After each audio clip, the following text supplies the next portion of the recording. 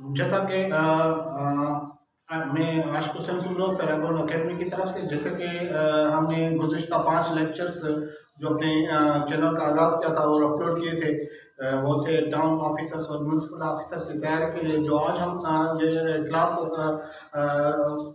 Cover करने की कोशिश करेंगे, वो है पोस्ट पार्टीशन। तो देखा जाए तो ये छठा क्लास होगा और पोस्ट पार्टीशन के बाद ये फर्स्ट होगा। 5 पहले लेक्चर प्री पार्टीशन थे, तो ये छठा लेक्चर है जो पोस्ट पार्टीशन पे है। अब हम कोशिश करेंगे कि 1947 से 1960 तक जो पाकिस्तान को दरपेश चैलेंजेस थे और एग्जाम पॉइंट ऑफ व्यू से हम उसको स्टडी करने की कोशिश करेंगे। और जो कॉन्स्टिट्यूशनल डेवलपमेंट थी वो किन स्टेजेस पे थी और एग्जाम पॉइंट ऑफ व्यू से वो कौन से सवाल अक्सर इम्तिहानात में आते रहते हैं। तो आइए स्टार्ट करते हैं। लेक्चर 1। अब the partition period was announced on 3 जून 1947। ये 3 जून 1947 को जब पार्टीशन प्लान हुआ, तो अब उस पार्टीशन प्लान में हमने वो जो 5वें क्लास में आप इनको पढ़ सकते हैं कि वो 3 जून प्लान क्या था, जिसे हम पार्टीशन प्लान भी कहते हैं। वो प्लान जब उनकी मंजूरी prime minister of England Clement Attlee presented in the parliament means House of Commons, bill pass पेश किया था। Indian Independence Act on 03 June 3 1947 को, and the bill was passed on July 14 1947। अब जब पाकिस्तान और इंडिया बने, इस जो प्लान के तहत 3 जून प्लान के तहत अब इंडिया की कौमी असम्बली अलग थी और पाकिस्तान की कौमी असम्बली अलग थी। 3 जून से पहले एक इंटरिम गवर्नमेंट भी थी और एक ही पार्लियामेंट में ये दोनों पार्टीज़ शामिल थी। लेकिन अब 3 जून के बाद अब ये फैसला हो गया कि अब पाकिस्तान भी बनेगा और इंडिया भी बनेगा। अब जब ये पाकिस्तान बना तो 15 million people migrated from newly state of India and Pakistan, 8 million people migrated from India to Pakistan and 7 million people from Pakistan to India।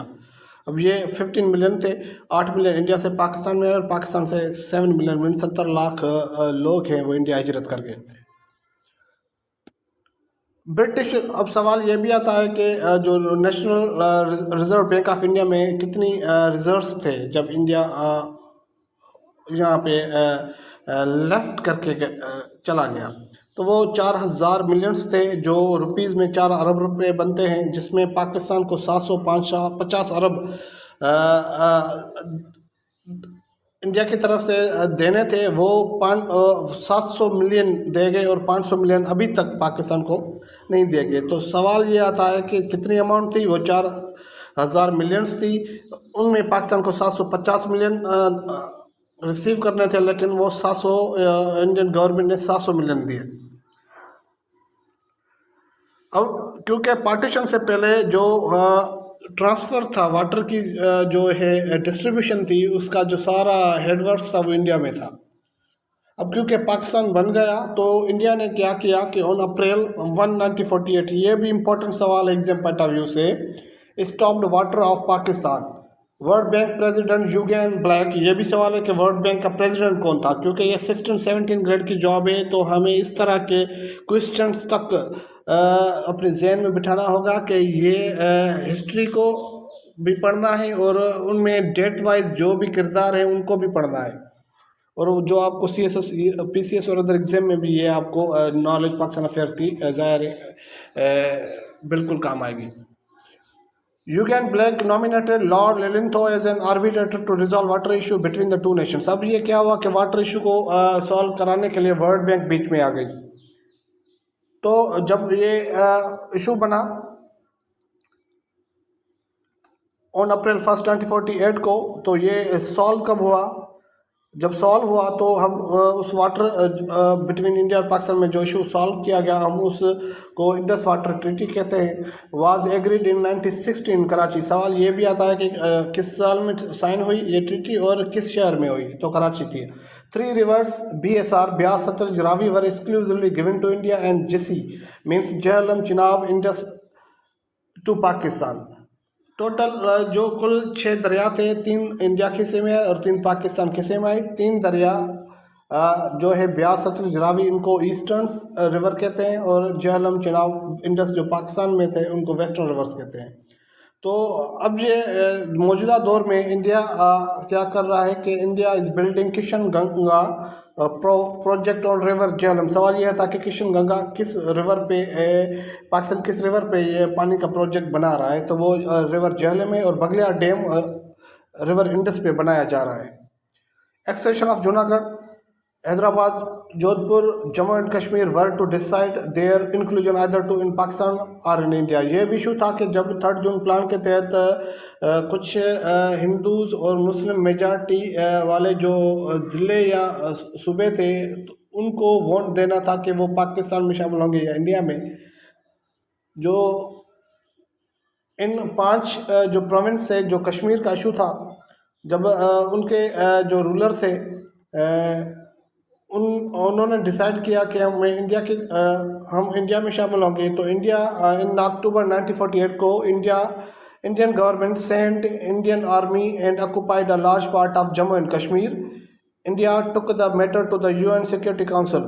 ठीक, जब ये इंडिया कश्मीर में दाखिल हुआ तो पाकिस्तान ने आज़ाद कश्मीर जो आप पाकिस्तान के अंडर कंट्रोल है उनको हासिल करने के लिए यूनाइटेड नेशन सिक्योरिटी काउंसिल में गया।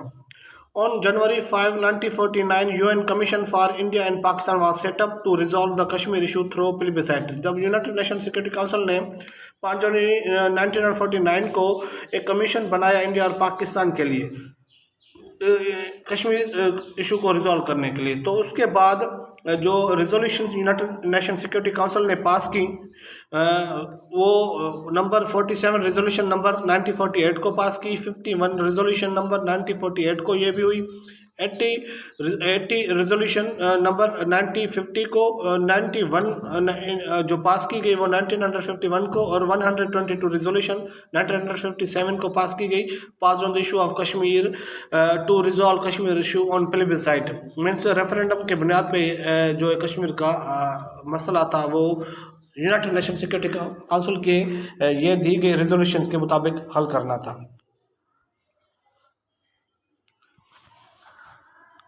अब ये जो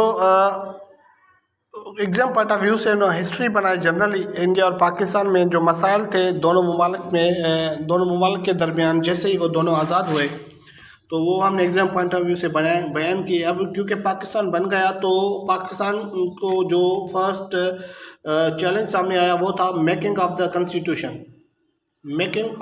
कॉन्स्टिट्यूशन। इलेक्शंस 1945 टू जो 1956 को हुए थे। In December 1945 the elections for central legislature for held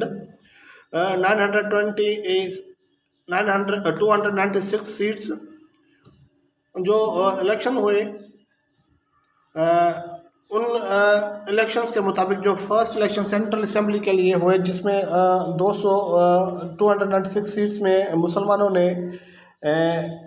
की जो 30 सीट्स थी and 30 seats reserved for the Muslims, Muslim League won all the 30 seats। जब मुसलमानों ने सारी नेशनल असेंबली या सेंट्रल लेजिस्लेचर के लिए इलेक्शंस विन की, तो इन जनवरी 1946 मीन्स 2 हफ्ते बाद दिसंबर 1946 को प्रोविंशियल इलेक्शंस हुई, were held and the Muslim league one 95% seats in Muslim majority provinces. जब ये इलेक्शन बनी हो गई तो उनकी एक मखलूत हुकूमत बननी थी, एक आर्जी गवर्नमेंट बननी थी।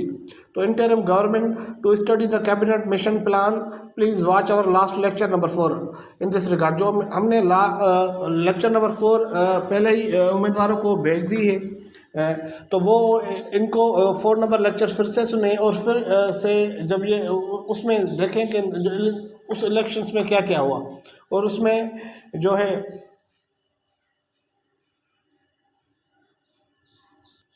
तो कैबिनेट मिशन प्लान उसमें फिर से लेक्चर सुनने के बाद इंटरिम गवर्नमेंट 1946 का ये जो टॉपिक है वो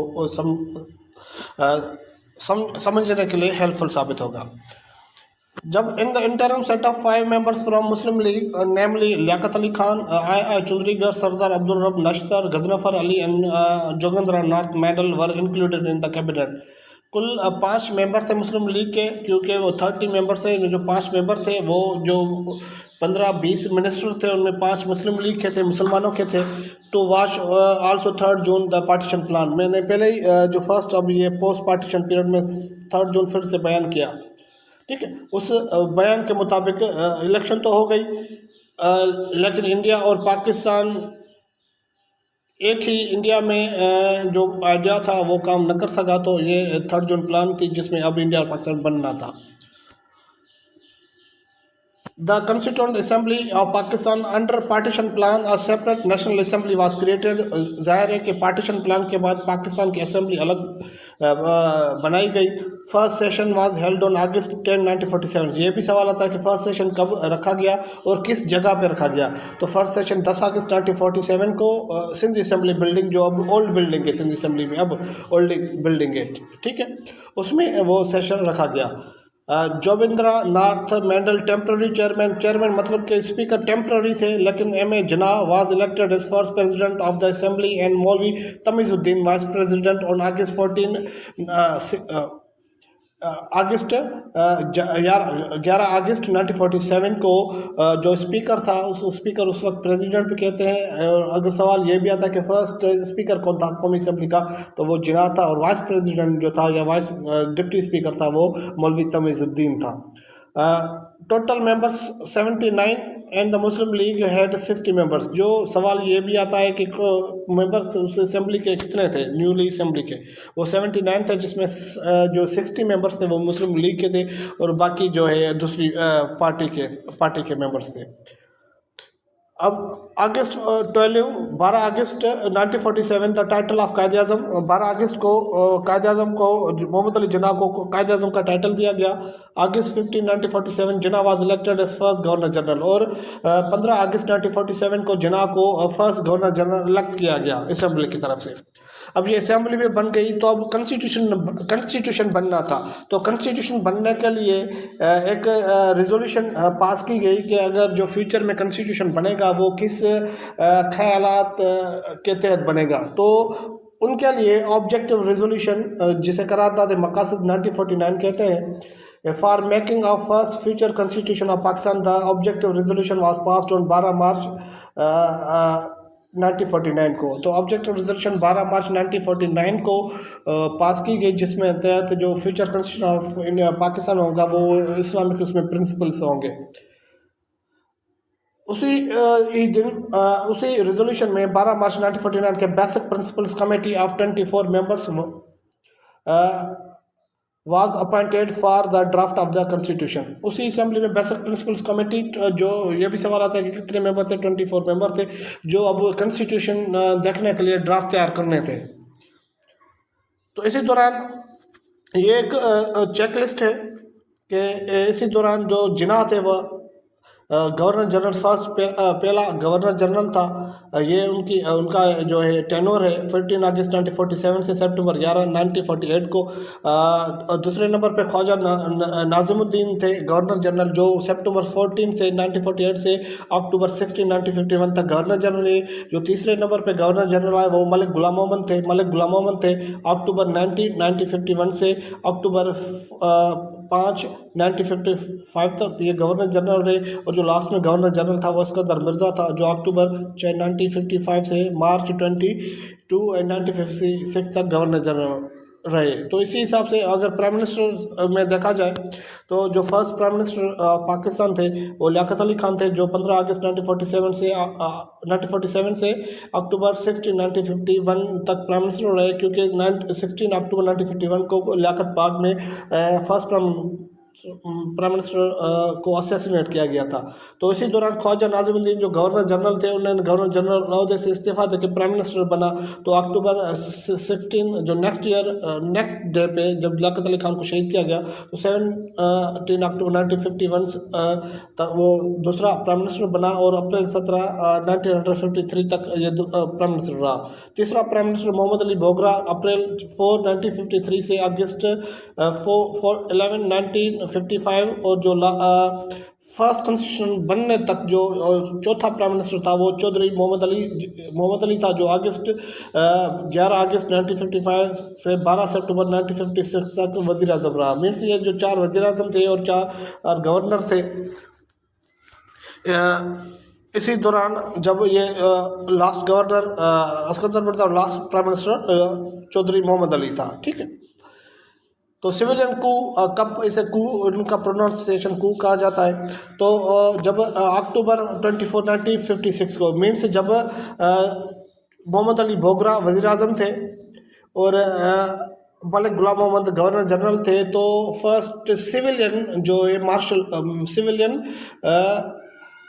कू हुआ, असेंबली तोड़ी गई। वो सिविलियन, ये सवाल आता है कि फर्स्ट सिविलियन मिलिट्री जो असेंबली थी तोड़ी गई, वो किस साल थी? वो 24 अक्टूबर 1954 को governor general Malik Ghulam Mohammad abrogated the assemblies, वो असेंबलियाँ तोड़ दी।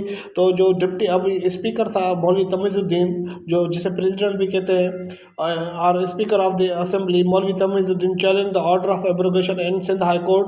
तो सिंध हाई कोर्ट में उस गवर्नर जनरल के ऑर्डर को चैलेंज किया कि ये अनकॉन्स्टिट्यूशनल है कि गवर्नर जनरल असेंबली नहीं तोड़ सकते।